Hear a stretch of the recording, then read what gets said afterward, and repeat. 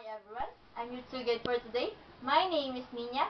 I would like to welcome you all and help to explore more and to see the beauty of one landmark worth seeing, the Fukuoka Tower.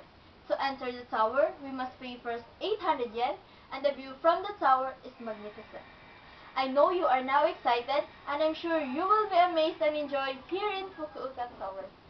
Fukuoka Tower offers facilities that you need. Fukuoka has all what is required for a tourist destination. The Japanese people are famous for their advanced technology. Fukuoka Tower is a real splendid example of that. Now as you see, this tower is 234 meters tall, situated in Momochihama area of Japan. This sightseeing is a modern Japanese technology. Since this tower is situated near the seaside, you have a splendid time. After touring to the tower, you can spend time at the beach. Among all the seaside towers in Japan, Fukuoka Tower is the tallest. Fukuoka Tower is started in 1989, and the construction was finally done in 1999. Right now, let's enter to the tower.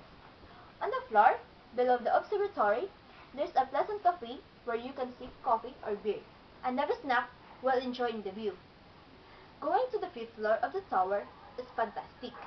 The room is equipped with up-to-date telescope.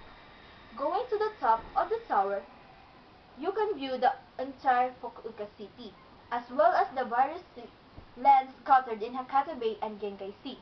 You can also see the beautiful shopping center beside and situated near in the seaside.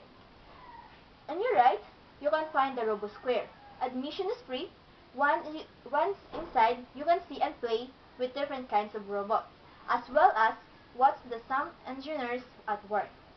On your left, there is a restaurant where there is a restaurant which commands 300 yen sitting fee in addition to the meal.